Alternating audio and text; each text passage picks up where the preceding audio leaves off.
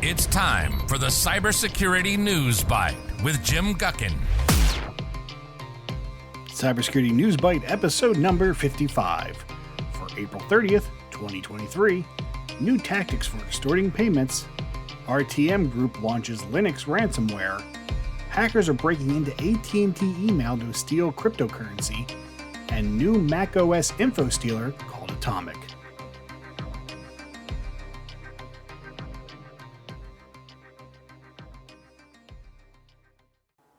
Hello and welcome to the show, and thanks as always. I am your annoying host, Jim Guckin.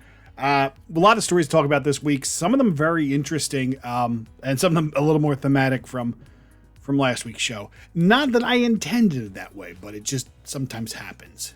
So the first story we have here is GuidePoint Security published its ransomware report, which they call the GuidePoint Research and Intelligence Team's Ransom Report. And they did it for the first quarter of 2023, and it provides insight into the ransom landscape. And here are some kind of statistics that you need to pay attention to in the ransomverse, for lack of a better term. So they monitored 849 ransomware victims that were publicly disclosed and claimed by about 29 distinct different threat groups.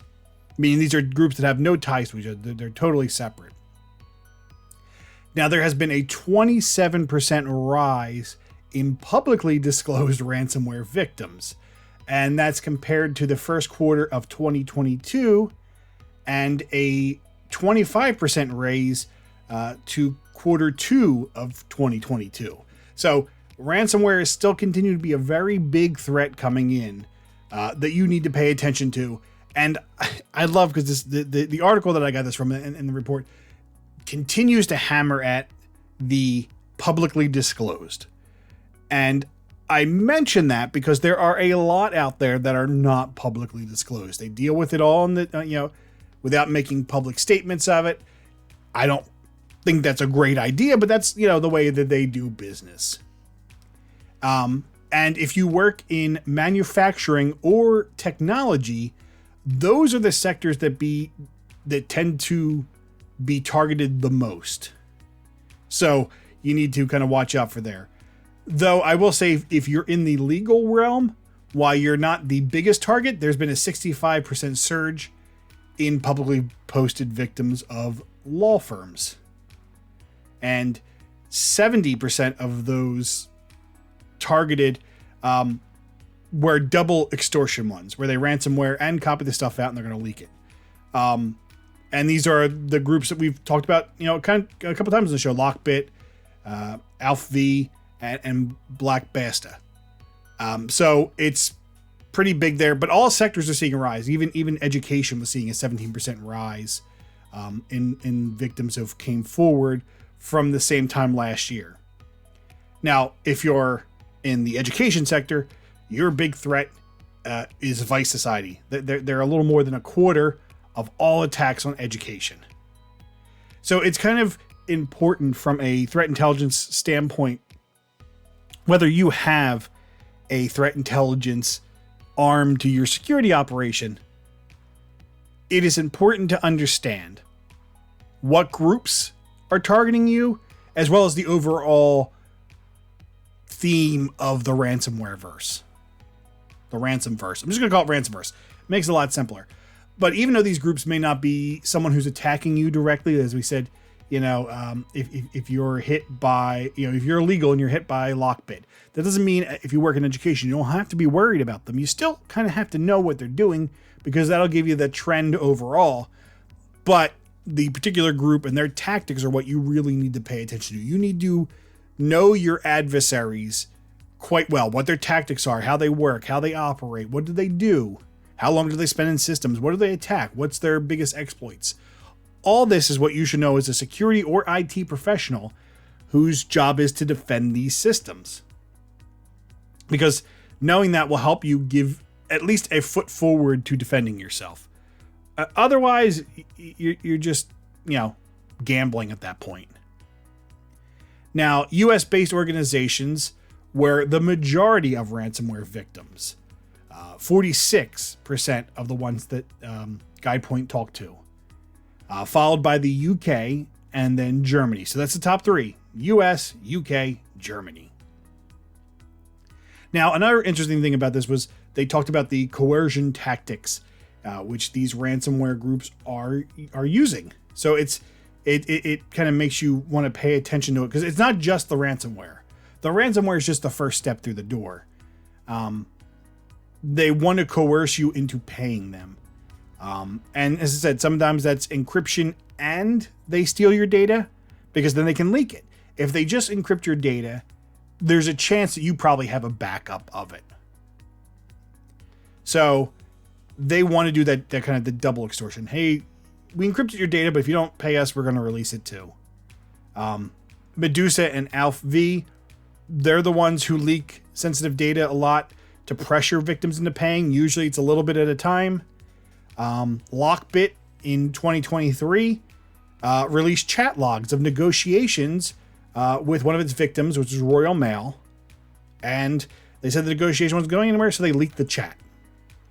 But once again, not the actual data, just the chat portion of it. All of this is to put the pressure on the organization to make a concession to them. Now, that's not new. It's been there forever, but so now they're starting to steal the data as well, because they found companies will just restore things from backup. But if they have your data and they can leverage it, it's always a popular tactic to go to. It works.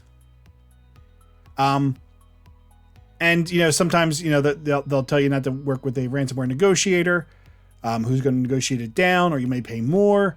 Sometimes the ransomware negotiator that reaches out to you is actually in league with them. So you pay the negotiator and they give a cut back to the ransomware gang to begin with. We've talked about, the changing in this. So now not only do they encrypt and they exfil your data, taking it out of your network, making a copy of it. They've also been launching DDoS attacks that where they hit your website with so much traffic that it does not respond. We've talked about that tactic a lot of times on the show. If you're not prepared, it can be a factor, but they're never long. They're usually short. And unless everything works off your website and you absolutely cannot live with your website being down, it may work at that point. But I recommend if you can't live with your website down for more than a couple minutes, then you need some provider in the front to take that, denial of service attack away from them. So these are all kind of things that we're seeing. They're increasing, and that's nothing new. We've talked about that a lot on this show. But what I want you to realize and what you need to know is it's increasing and it's getting worse. And we only know from the 849 victims who told the truth to GuidePoint, who were public or made information public about their attacks. And I guarantee you there's so much more who will sweep it under the rug. Now, if you're a big organization, that's a lot harder to do. If you're small, medium businesses, which happens to be a lot of attacks for, ransomware groups, because you don't have the necessary tools to defend yourself. You may not have a plethora of security professionals trying to help you or look for your logs or anything along those lines. And that is of the utmost importance. And you can't afford it. You're a small or medium business. I get it, but that's where they target, and that's why they target, because you're more likely to pay to get stuff back than having a professional, or even have a professional on retainer to help deal with an incident of ransomware. So they know what they're going for. You have to think of these groups as businesses. It's the only way to really look at them. And that's the only way to protect yourself, is think like a business attacking you. They have their methods. They've gone through their A/B testing of their schemes and their softwares, and they're coming, and you have to be prepared. So know who's coming after you, know what their tactics are, but understand the ebb and flow of the ransomverse. For our second story this week, I want to talk about the RTM Group, which sounds like a legitimate business. I love it. Which until you realize what the name is. So RTM stands for Read the Manual Gang, which, you know, it's kind of that old nerd saying, you go RTFM, read the F manual, by keeping this somewhat clean. The RTM Group is the provider of RTM Locker Ransomware as a Service group. Once again, love the idea that this is as a service. Anyway, they develop a new ransomware binary designed specifically to target Linux-based machines. Now, the ransomware is capable of infecting your base Linux models, ESXi, which is VMware, and network-attached storage hosts, which usually run some kind of customized Linux. And that's kind of scary. Now, I should say that some of the coding here is inspired by some source code that was leaked from the Babook ransomware. So they've taken, and this is why I always try to say, know the groups who are specific to the industry you're in, but understand the whole. Because when it comes to ransomware, it's very incestuous. And I don't mean that in any other way, is that code leaks from one group or something gets taken down. And if the code is good enough, it will make its way into other ransomwares. And this is what this did. This group took an existing code leak, modified it for themselves, added some of their own code, and now they are using it. So the service, according to Upticks, has the Linux variant of the RTM Locker, specifically aimed at the ESXi hosts, and it has 2 ESXi related commands. And it's using asymmetric and symmetric encryption, which makes it completely impossible to decrypt the files without the private key. So it's not something you could stumble across. Like they've taken their time to really make this evil. I can just say evil. It's all it's going to be. Now, the one thing that no one's found out yet, at least according to the time that I've recorded this, no one knows what the initial attack vector is. They don't know how the infection happens. However, after it does encrypt the victim's machine, it's told to contact support team, not your support team, their support team, within 48 hours via a program called TOX, T-O-X, or risk getting their data published. And they kind of, because it's ransomware as a service, you're kind of really dealing with affiliates to get that stuff done. So they don't have to do the work, but they kind of get some of the advantages of it. Now, as I said, this code looks like it comes somewhat from Babook connection. I'm not saying they didn't write any of it, but there are similarities that some security researchers have noticed. Both malware use the same random number generator for the asymmetric encryption. But as I said, what makes them different here is that they've taken that kind of random number generator to make the asymmetric encryption, but they use SOSMANUK, SOSEMANUK, for asymmetric encryption, while the Read the Manual group uses ChaCha20. And once again, this is all targeted at ESXi servers. They have become, because they are such a big thing in businesses where you can have these virtual server farms. You just imagine what happens when those files become corrupted. That is damaging to an organization. And, knowing that you can only get these back by either having a backup or, and I should say, having a backup that's tested. Because if you have a backup that's not tested, that's not really a backup. But, it really does force it. Plus, they have copies of the data. It's so easy. I just, you just have to be amazed at the level of coding they have to go through to do this. Because, the encryption process starts, it's statistically striped and compiled, and it allows the binary to target more systems while making reverse engineering more challenging. That is a genius level of encoding, and I only understand half of those words. But I understand, making it more challenging to kind of reverse engineer. And they use special things like p-threads to speed up the execution of the encryption process. They use elliptic curve Diffie-Hellman encryption algorithm for both asymmetric and symmetric encryptions. And it's just interesting because they don't even target high profile people like law enforcement, critical infrastructure, or hospitals. Like they know the groups of people that if they were attacked would bring law enforcement down on them.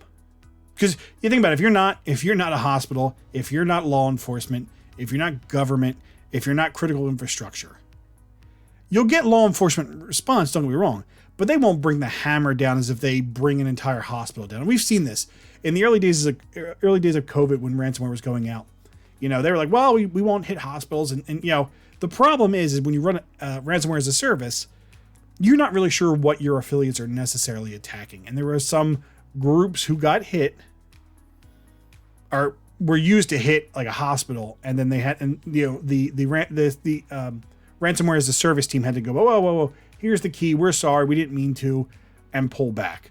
So I want to say from a security perspective, they're very smart in the way they attack people, because they're not going to do anything that's going to bring fury down upon them. But it is something to watch out for. And if you have Linux devices, you have network attached storage devices, if you have ESXi VMware hosts, you need to be very weary of what's going on, and recommend that you use a Yara tool or some other third-party tool to scan processes of those machines to stay protected. Use endpoint detection systems, anything you can to make sure those kind of devices are secure, because if you think about it, they're probably ones that we don't necessarily think about as part of the whole sometimes. It's very easy to focus on your Windows systems or even your Linux systems, but your NAS, it's not something that I hear people go, well, the NAS is all secure. It's not something that people think about. And the VMware host, it is something that someone thinks about, but maybe not securing the way it needs to be. So please make sure you're doing something to protect yourself, because you don't want your VMware hosts or your network attached storage devices to all of a sudden get locked up. I mean, you want any system to do it, but those are some of the worst ones you can get. And this group is going to make you miserable until either you pay or they release your data.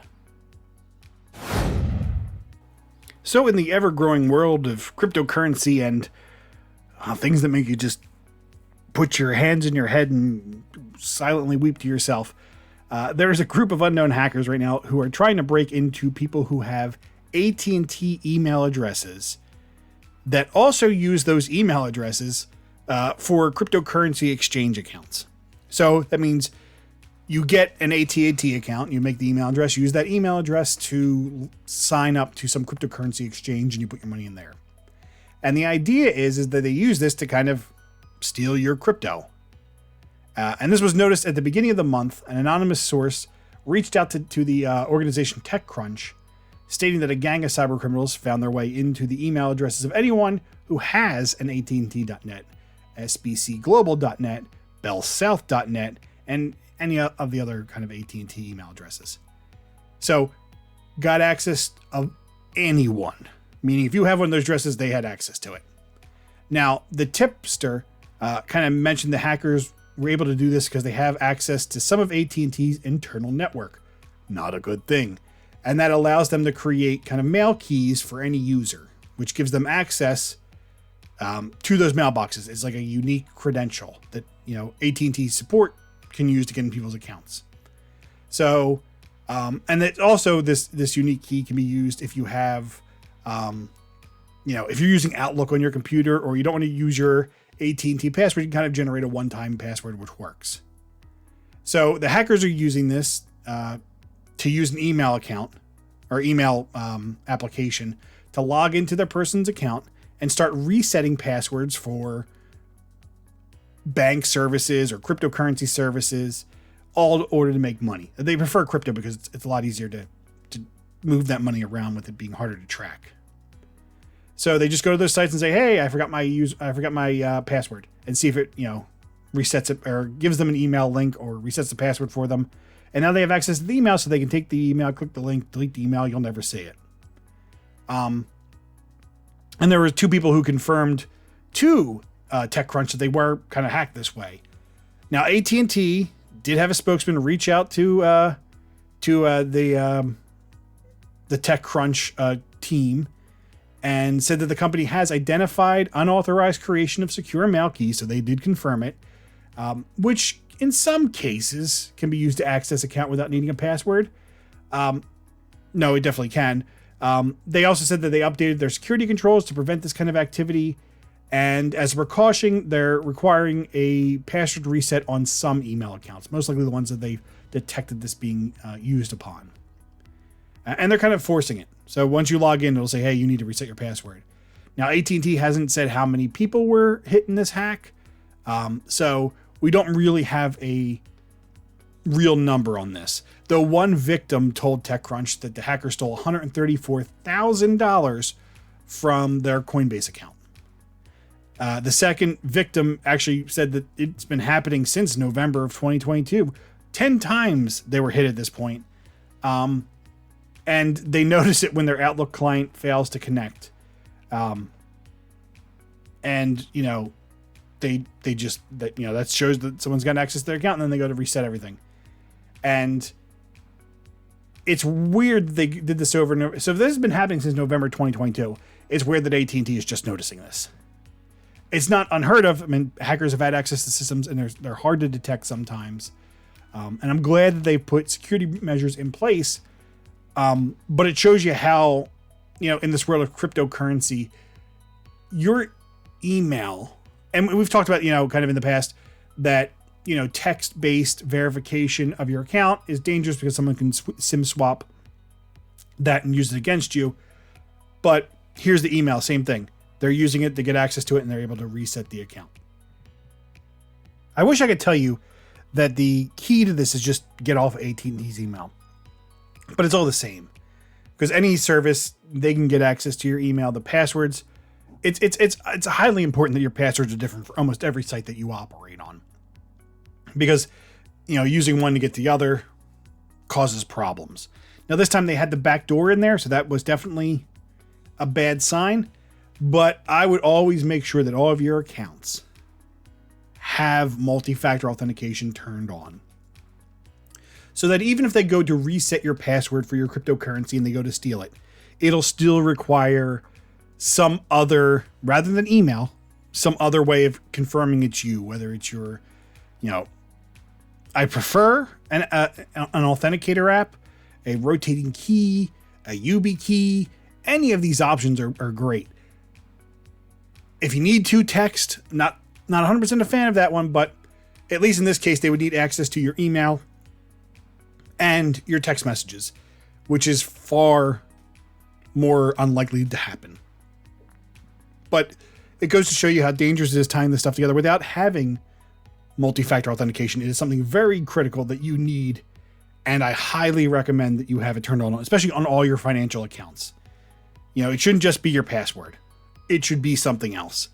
And I will be the first to admit, as a security professional, sometimes it is annoying that I have, an authenticator and I have to open that up and put the key in. And then, the last 5 seconds it's going to rotate. Deal with that pain, because it's better than losing your money, all of your money. Unless you have that money to lose, and then I guess it's fine, do what you want. But I don't have money to lose, and I really recommend multi-factor authentication. It's the number one way to protect you, especially in this kind of attack where they had backdoor access into accounts. Now, for our final story, I swear I did not pick this to be picking on Apple. But there is a new macOS info stealer called Atomic. And it is, it's not cheap if people want to use it. But it has been discovered out there. It's designed to steal sensitive data, including local files, cookies, financial details, passwords that are stored in your browser, all of the Mac OS systems. And it's named Atomic Mac OS Stealer.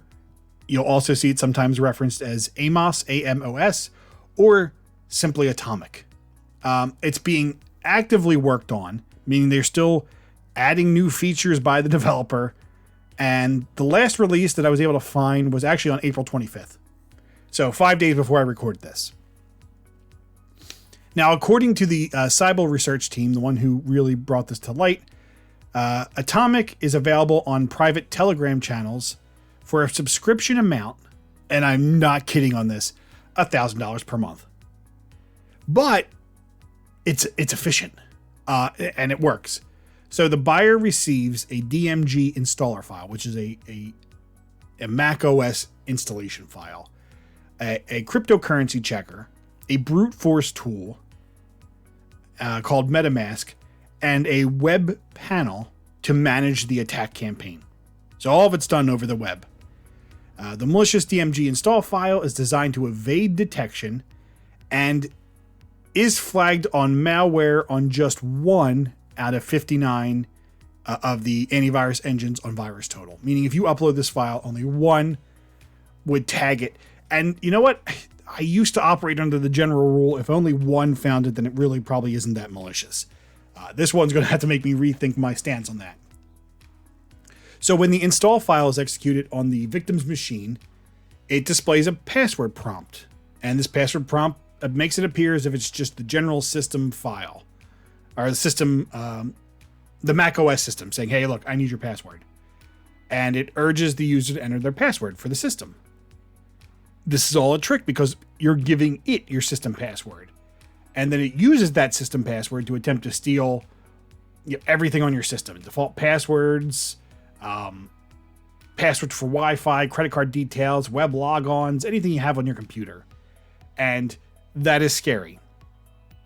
And as I said, the system's designed with a lot of tools built into it, allowing, the person who's kind of, working the system, multiple avenues into multiple browsers, different crypto wallets, other systems. In fact, the system will even scan for software to steal details from it and go, hey, look, you have, Binance installed, or some other system like, hey, there's Google Chrome. I know where the passwords are there. Like it's crazy how much this system will go and look to find the details in which it's going to use to steal from you. So this is something that is an active attack. This is not something you should take as it's coming down the line like the last week's story.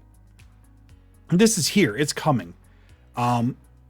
It's, as I said, right now, very expensive. I mean, they put a lot of work into this, and like most software manufacturers, they want to get up. Now, as this becomes more common, the price will eventually come down, or as other teams figure the same stuff out. But once again, that's not a good thing for any of us. And it's only a good thing for the criminals who can afford more. But think about it. If you're paying $1,000 per month, so $12,000 per year, you're going to get, and you're going to utilize this thing as best you can to get as much money as you can. So, be wary. If you get a weird DMG file, highly recommend you run it through VirusTotal. And if it tags even 1, don't even run it on your system. And if it asks for a password after double clicking, most Windows users are familiar with this, and are cautious of this. I highly recommend that you do not give the password. Just cancel out of it. Cancel out of it and save yourself the headache, because this is here, and the Atomic system is only going to get better from here. And that's the scary part. And you need to protect yourself from that. So please, for your home PCs, make sure you defend yourself.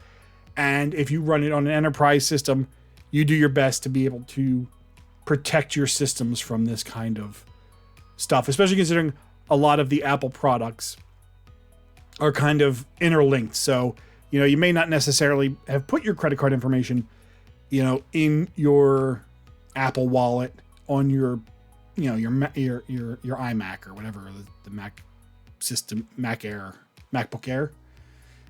But if you put it on your phone, they're linked together and it can get that same information. So highly make sure that you are safe on this thing, because it's out there, it's expensive, and they want their money's worth.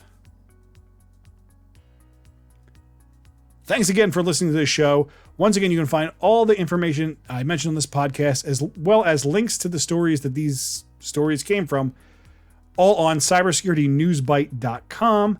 You can find more information about me at my website, jimguckin.com.